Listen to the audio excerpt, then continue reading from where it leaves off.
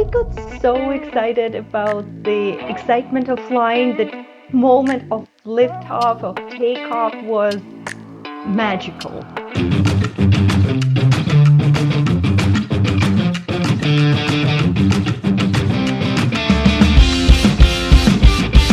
Hello friends, my name is Anna Serbenenko, also known as Anna Sky Dancer.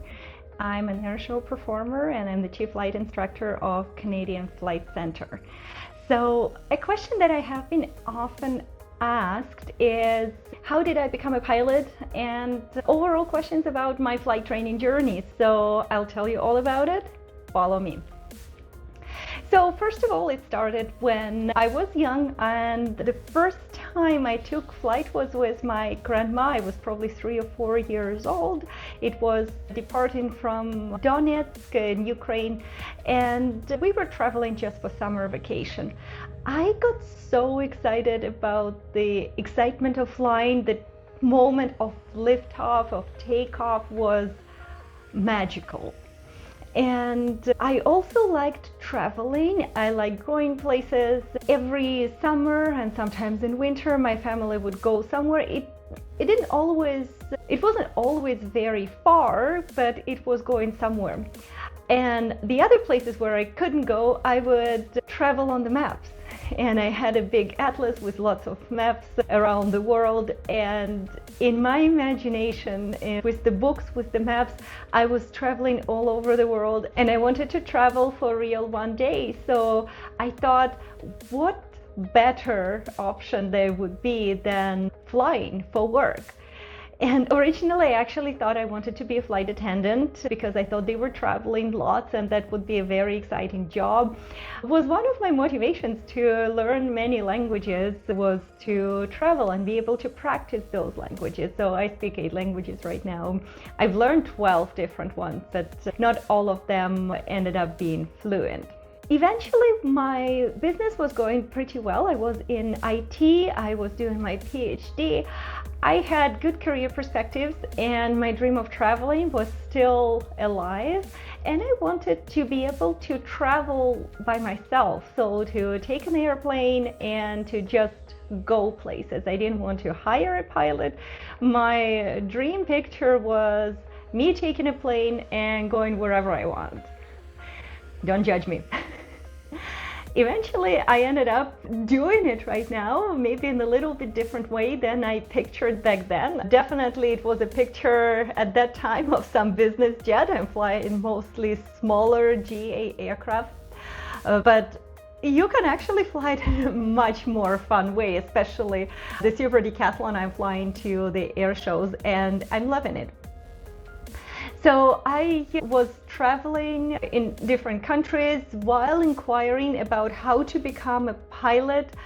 I inquired in Ukraine, and back then it was pretty much military was the only option, and my son was newborn at that time, so it wasn't really an option that would have worked for me at that time. Then I asked about flight training in Switzerland, where I was studying and working at that time, and mostly studying. So as a student, you don't have much money, and Switzerland is one of the most expensive countries. So I ended up not taking flight training for financial reasons, because just for comparison, what we pay here in North America for flying a twin, in Switzerland, you would basically be paying for flying single engine, just for simple comparison. So it's still a very expensive country, including the flight training, and for me that was not affordable at that time.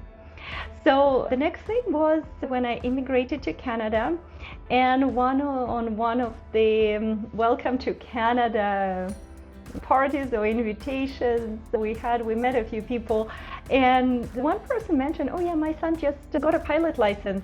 Obviously I was interested. They gave me contact, and I scheduled my first FAM flight, familiarization flight. It was definitely not what I was expecting. I was looking at flight training as a means to an end of traveling, and I wanted to get from A to B. But on that FAM flight, I discovered that there was more to flying than just getting from A to B. It was the flying itself, the exhilaration of flying, the three-dimensional freedom, the art of flying. And I was so excited about it that I signed up for doing my private license right away. So I started ground school and flying. It was in fall. We immigrated to Canada late September. I started ground school right away in October. I started flying in November. And as you know, the nickname of the area is not the West, but the wet coast of Canada. And it very much reflects the weather in winter here. So despite that, I got my private pilot license by March. I was pretty much living at the airport, and any available moment, any available hour and day, I was spending around the airplanes, even if it was not the flyable weather. I was studying. I did my written exam, the theory exam, in December. Waited out for all the winter weather and took my flight test, the practical test, in March. And then I didn't feel like I had enough training, because I was like, what do you mean I only have, I don't know, maybe 60, 70, 80 hours? And that was like, I can actually take a plane, and that was for me unreal. So I wanted more training. So I signed up for my commercial license. At that time, I bought a share in a few aircraft, so I was flying on my planes with a freelance instructor. Again, probably not a recommendation I would give these days, but I didn't know any better back then, so I was flying with a freelance instructor for my commercial, and I also volunteered for CASARA, which is a Civil Air Search and Rescue Association.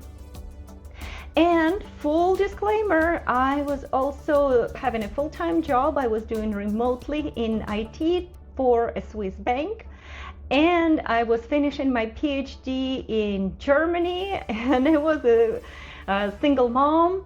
So it was a perfect storm. It was probably the busiest year in my life. I was basically not sleeping, or barely any sleep that I could get. So my schedule for the day would be waking up in the morning, dropping off my kid in the daycare. He was 4 years old at that time. So I would drop him off in the daycare. I would go to the airport. I would do my flight training for the day.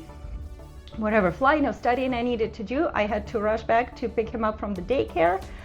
I would come home. I probably had about an hour or two to spend time with my son, have dinner with him, send him to bed at 9 p.m., have a sleep until 11 p.m., at which time it was 8 a.m. Swiss time, and I had to start my work day from 11 p.m. to 7 a.m. Swiss time. That was their business hours and night in Vancouver, so I could perfectly combine it with everything else I was doing here. So by 7 a.m. I was done with work. I had to wake up my son, get him ready, bring him to daycare for 8 o'clock, and it was continuing day after day. On the weekends, I was able to make progress on my PhD research. Luckily, it was connected. So what I was doing in Swiss banking, because my PhD is in financial mathematics, was very much helping me in terms of knowledge and industry insights. So the work that I was doing was also supporting my research, and that was definitely a good synergy, a good combination there. So that was my year of flight training. In summer, I did a lot of flying for CASARA as well, quite a bit, volunteering for the search and rescue. We have some other videos more about it, and some stories, some pilot stories. I did my commercial flight test in September next year, so that was 1 year after immigrating to Canada. And I figured, actually, I did not have enough training. I didn't feel confident. I didn't feel comfortable. and I thought I needed more training. And so by that time, I had actually been teaching for about 10 years in high schools and universities. I was teaching mathematics and I was teaching languages. So I thought doing a flight instructor rating would be a good combination of my passion for teaching and my excitement of flying. So I started my instructor rating in October. And I completed it, I believe, the last week of November or first week of December, about 2 months. And that was literally taking my flight test for an instructor rating and the next day getting on the plane to go to Germany to do my PhD defense. So again, that was a graduation on both my flight training and my university side. It all went great. So by sometime mid-December, I was both a PhD and a certified flight instructor, which was very, very exciting. So yeah, all in all, I did from my first flight to my instructor rating in 1 year. So including private and commercial license and instructor rating, probably in 1 year plus 2 weeks or something.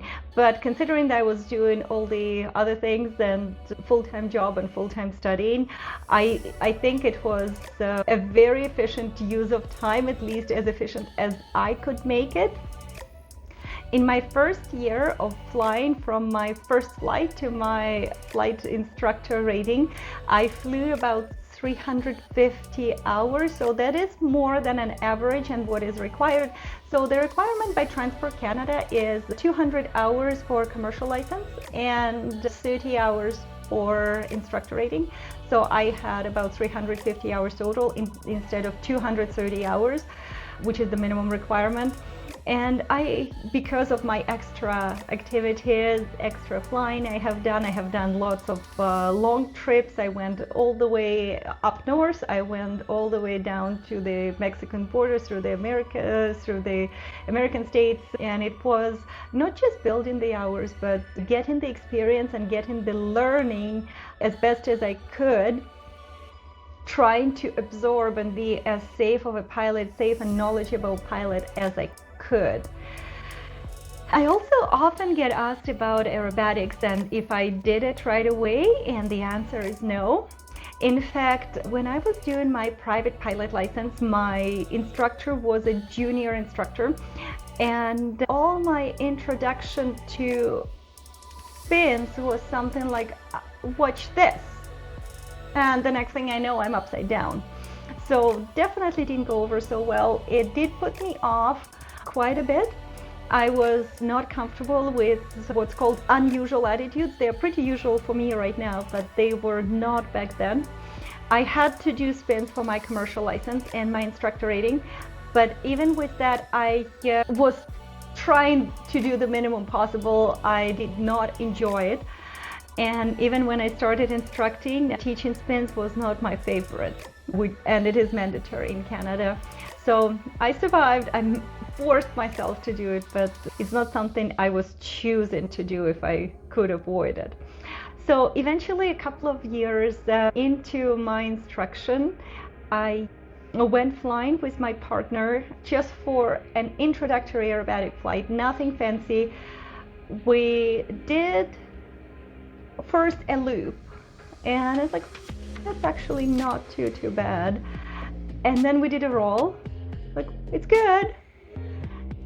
We did a spin. Spins were familiar, but doing even that basic and gentle aerobatics for me was a discovery that it's the art of flying, that's the excitement of flying, but you're in control of the plane and you choose where it goes. It's going 3 dimensions of your choice. And having that control was for me very reassuring.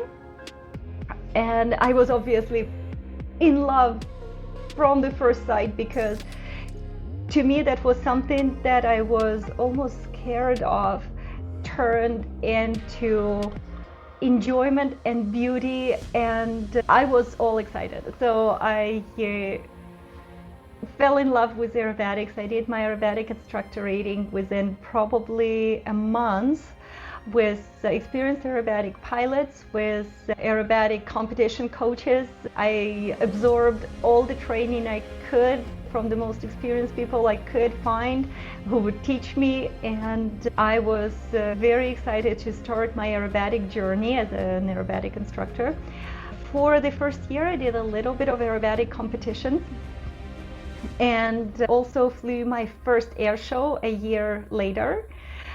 And I enjoyed shows probably more because in competition, yes, there's a bunch of pilots getting together and we're trying to be as best as we can, fly the most precise we can, but it's the pressure, and it's kind of amongst this relatively small aerobatic pilot community, as opposed to air shows where I got to meet more people. And to this day, I believe that a big part of the air show experience for me as a performer is meeting the spectators, meeting the kids, and seeing people inspired the way I was inspired a few years ago, and hopefully helping them become the best themselves they can be. Not everybody will be a pilot, not everybody needs to be a pilot, not everybody has to go into STEM, but what's important is to face your fears,